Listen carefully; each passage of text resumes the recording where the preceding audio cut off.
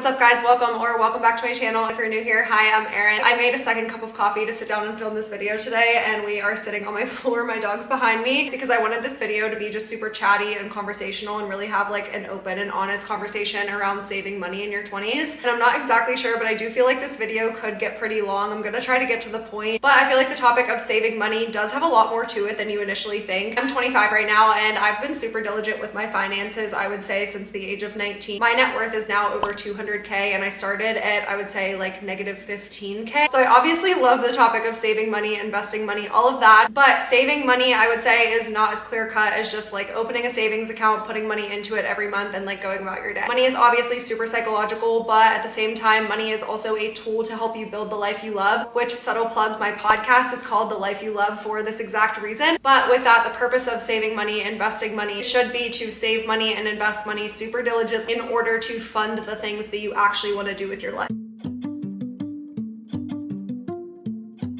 So with that, if you've been following me, you know that I strongly believe that money gets saved for a purpose. We don't just throw money into a savings account every single month because we're told that we like need to save a percentage of our income. So if you aren't giving money a purpose, it is useless sitting in your savings account, and that is what we're going to be talking about in today's video. I'm going to go over exactly how to start saving money strategically to fund your financial goals, fund your life goals. We're going to go through my entire money journey of how I started with like nothing in my savings all the way now to my net worth being over 200K, and spoiler, that money is not all just sitting in a savings account, and how I save money differently at this point in my money journey. I really want this video to help you no matter what point you're at, whether you like don't have $1 in your savings account or whether you have a little bit of an emergency fund, you're not exactly sure what to save for. We're going to talk through that entire journey, and I have a lot that I want to cover, so let's get right into it.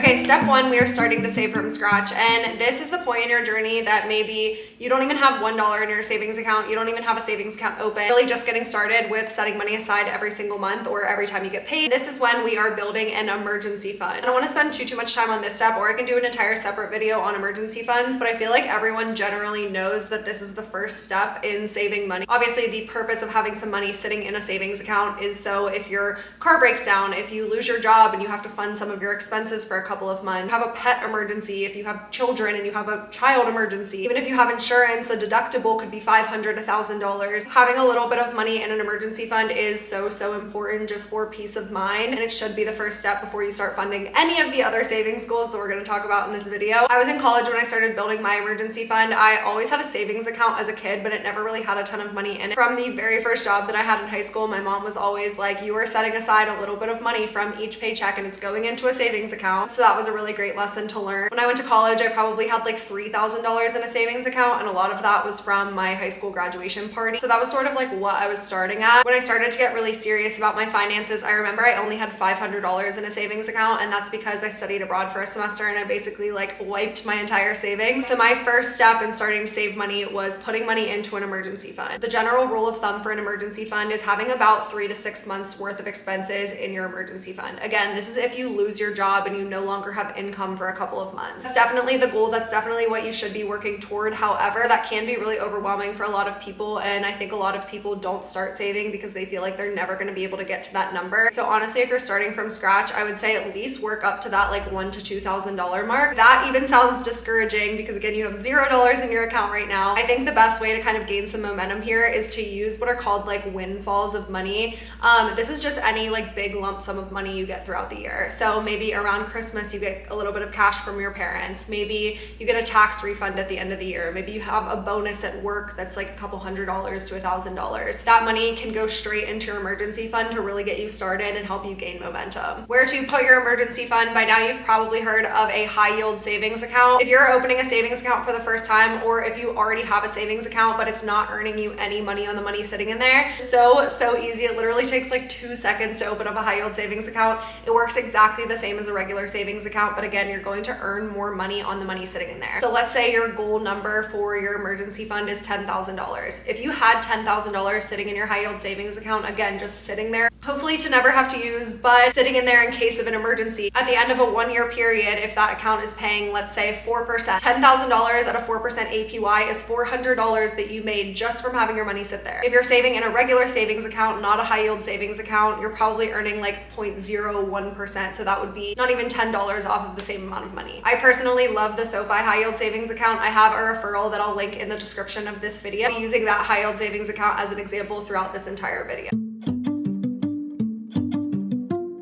Now we're on to step 2, and I feel like this is the part that most people get tripped up on. This is maybe when you have a fully funded emergency fund, or even if it's not fully funded, maybe you have like $2,000 to $5,000 sitting in your emergency fund and you're like, okay, what's next? If you have a fully funded emergency fund and you're like, okay, it's fully funded, what do I do now? It's not like you get to just stop saving money and all of a sudden like spend every single dollar that you make. But I also think the flip side of this for a lot of people is they just continue throwing money into a savings account and they really don't understand why the money is going in there or what the purpose of it is. This was definitely my case when I was in college. Again, I was like, it was the end of my sophomore year. I was 19 years old and I really wanted to get diligent with my financial situation. I completely funded my emergency fund, and then I was just throwing any extra money into my savings because I really didn't understand investing at the time. I didn't know exactly what I was saving for, so all of that money was just going into a high yield savings account, and I had no clear purpose for what the money was doing in there. And obviously even this is still better than just like spending aimlessly and spending every dollar that you make. But I think the problem with that is you never really understand when you're allowed to spend that money, and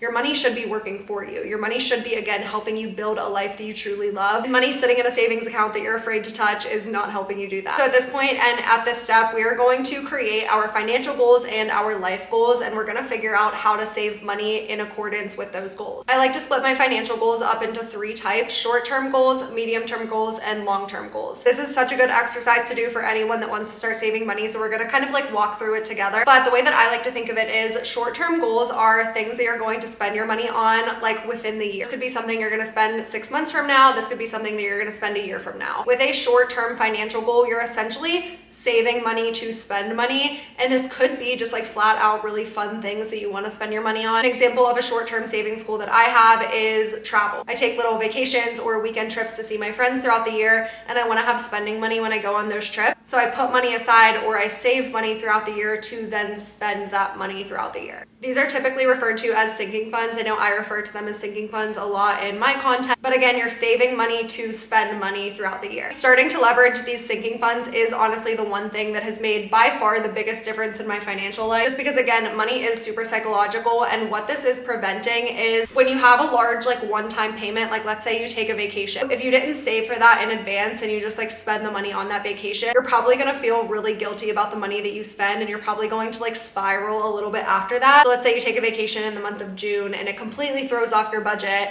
and then for the entire month of June you're like, well, I already blew my budget for the month, so let's just like try again next month. You're kind of getting ahead of those types of things, and if you have the money already saved for that vacation, then when you go to take it, you know exactly how much money you can spend. You don't feel guilty for spending that money, and it really just allows you to spend your money in the ways that you want to and the ways that you value. Medium-term goals is the next bucket, and for me, I think of this as anything that could potentially come up in the next 1 to 5 years. These goals might be a little bit up in the air, like you might not have a super defined timeline with them, but they could be things that you just like know you want to save for eventually in the near future. So some examples here are a home down payment, a car fund, so if you want a new car and you want a down payment for that, your wedding, which I think is a big one that people don't think about. Even if you're literally not engaged, not planning a wedding, but you dream of having a big wedding, weddings are so expensive, and it's not realistic to say that you're going to save for that wedding in the like year and a half that you have an engagement for. I think medium-term goals are the hardest ones to define and figure out how much to save every month, but it's also super important that you start thinking about it and start like getting ahead of it. And the last bucket are the long-term goals. So I like to think of these as things that could be like 5 years away, all the way up into 30 years away, or even retirement. Examples here are maybe let's say in 5 years you really want to take a gap year from work and go travel the world. Not even travel, but take like a mini retirement for a couple of years when your kids are born, your kids' college fund, your niece's college fund, even again regular retirement, because that is something that we need to think about. Okay, I have my service here, and we're going to use this whiteboard as sort of just a blank canvas to like brain dump all of our thoughts and go through the exercise of mapping out our short-term, medium, and long-term goals. This is sort of what I did when I was, again, back in college. I had some money in my emergency fund and I really had no idea what I should be saving for. I feel like doing something like this really helps you prioritize. We're going to start with building out our short-term goals. Again, these are things that you might want to spend your money on within the year, but they're not expenses that happen every single month. The goal is to set a little bit of money aside every single month so that when the expense occurs, you don't feel like you're totally blowing your budget. I save for the holidays. And I would say this is also for gifts as well. So even if it's not like Christmas, if it's someone's birthday and I have to buy a birthday present, it comes out of that. I save for a pet fund. So when I do travel, I typically have to get a dog sitter because I don't live at the same state as my parents anymore. So I set aside a little bit of money every single month for that. And then the other one, I set aside a little bit of money that I call fun money. This is if I have any additional money left over at the end of the month, I'll put it into a fun money sinking fund so that if I have like a big splurge purchase that doesn't fit in my budget that month, it can come from my fun money sinking fund. A lot of these sinking funds for me are more like ongoing sinking funds. So it's not like I'm saving for one specific vacation. I'm just saving so that like if I do take a weekend trip, I have a little bit of money saved. But if you do have a really big vacation coming up, let's say 9 months from now, you can assign like a timeline to this. So let's say 9 months. And then you can start to do the process of mapping out like, okay, in 9 months, I'm taking this trip. It's going to cost me about X amount of money. Let's divide that by 9 and see how much money I would need to save every single month to have enough money for the trip. Then for the medium term goals, I feel like these are the fun ones. This has like you do a little bit of dreaming and kind of like vision boarding for what you want your life to look like. Again, we're saving for things that are like 1 to 5 years in advance. Not know exactly when you want these things to happen, but just kind of like assigning artificial timeline to them can kind of help. So for me, this is something that I know I for sure want to accomplish in the next 5 years. I just don't know exactly when. So it's not like I can sit here and be like 2 years from now, I'm going to purchase a home and I need to have like X amount saved. I don't know how expensive the house is going to be. I don't know exactly when I'm going to do it, but I know it is a goal for me in the next 5 years. So I am saving accordingly. Same thing for a wedding. This is something that I just started thinking about, like honestly within the last couple of months. I'm single, kind of seeing someone, but like single, not engaged. I don't personally want a big wedding. I just know like my parents aren't going to pay for it. I would not ask that of them. If I do get engaged, even if I want a small wedding, where's that money gonna come from? So that's just something to like start thinking about, especially if you're a person that like dreams of their wedding day. And then I feel like again, the car fund is the other one. If you want a new car in the next couple of years, or if you know your car is getting old and you're going to need to purchase a car in the next couple of years, either saving up that money in cash or saving up enough to have a big down payment on the car that you want. And then long term, again, for me, priorities here are obviously regular retirement. Unless you have a pension, I feel like retirement should be definitely something that you're thinking about, especially in your 20s, because it makes it so much easier to invest for retirement. And then after that, for me, I don't want to say that like early retirement is a goal. However, something that is a big goal for me is to be able to have like a lot of flexibility in my career as I get older, especially as I start having kids. I would love to get to a point where I am work optional and I'm only doing work that like truly fulfills me. Flexibility would be another long-term goal. Another one again could look like if you want to take a gap year in 6 or 7 years. If you want to go like travel the world for a year, you're gonna have to save up for that. Okay, your short-term goals go into a high yield savings account. Since you're planning on using the money like very, very soon, you want extreme liquidity with them. Obviously, you wouldn't want to like invest that money and need to pull it out of an investment 2 months later. That doesn't make any sense. So short term goes into a high yield savings account. Medium term, you have a couple of options. High yield savings account, or I don't like to think about medium term goals as money that I can invest, because again, the goal is not to pull your investments out within a couple of years. You really are investing for the long term. You wouldn't want to like invest your home down payment savings and then right when you like kind of need to purchase a home, maybe you have a kid and you need to purchase a home, then the stock market dips that year and you don't have as much money. So high yield savings account or CD. I personally don't use CDs. I like to put my money in a high yield savings account, but options are there. And then long term is investing.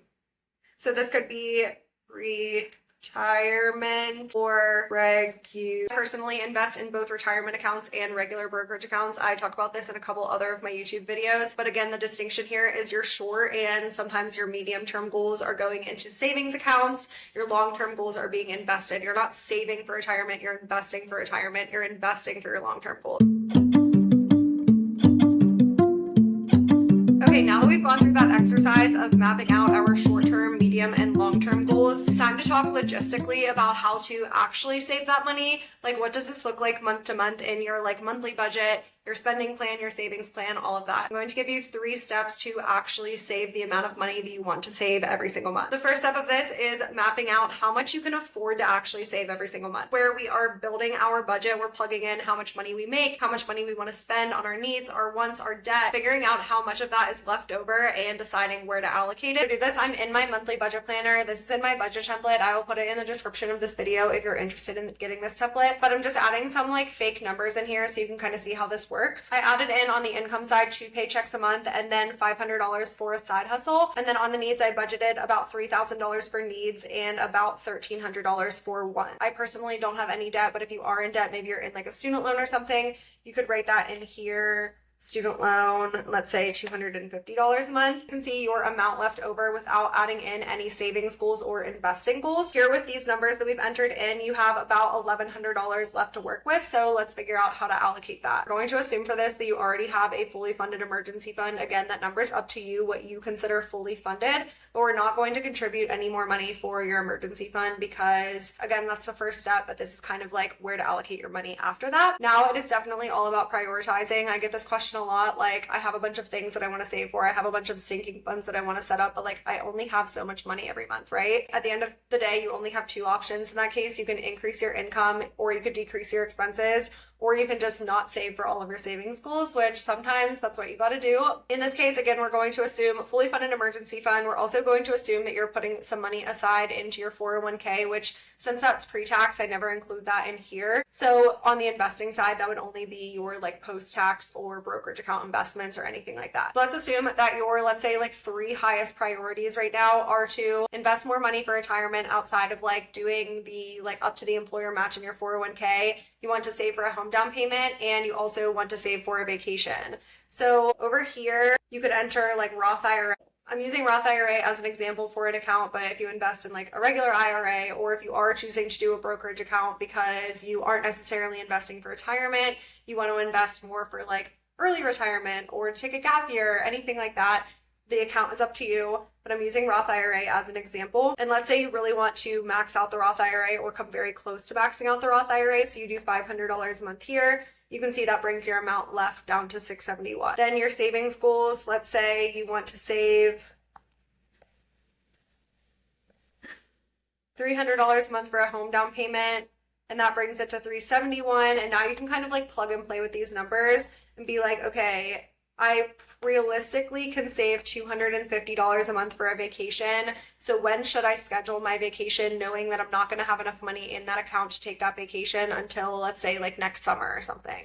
You can kind of like see how much you can afford to do. After that, you can go back with this amount left, this 121, and be like, okay, maybe I actually should add a sinking fund for, let's say, holidays / gifts. Put $100 in here, and that brings your amount left down to $21 a month. Now, step 2 of this is to actually save the money every month. You can create a budget and map out how much you think you can afford to save all you want, but if you're not physically transferring that money into your savings account, then you are not effectively saving money. The goal here is to make sure that that money is being transferred every single month, the same amount every single month, so that you can make sure that you're hitting your savings goals. My favorite way to do this is to automate it, so you're really taking away any like manual error here, because you can't forget to save your money if it's automated. So I have automatic transfers set for all of my different sinking funds into my high yield savings account, and I can walk you through exactly how to set up those automations. We're here in my SoFi account. This is the account that I use to save for all of my sinking funds. I have my main checking and my emergency fund at a different institution, but I like keeping my sinking funds separate so that I'm just like setting that money aside every single month. I don't have to look at it. I don't have to think about it. It's just kind of like working for me behind the scenes. First, I got the amount that I was looking to save every single month. So I took this total in my monthly budget planner where it says $650. I got my actual total, and then I took that number and set it up so that my direct deposit automatically transferred that amount of money from my employer, my direct deposit, into my high yield savings account.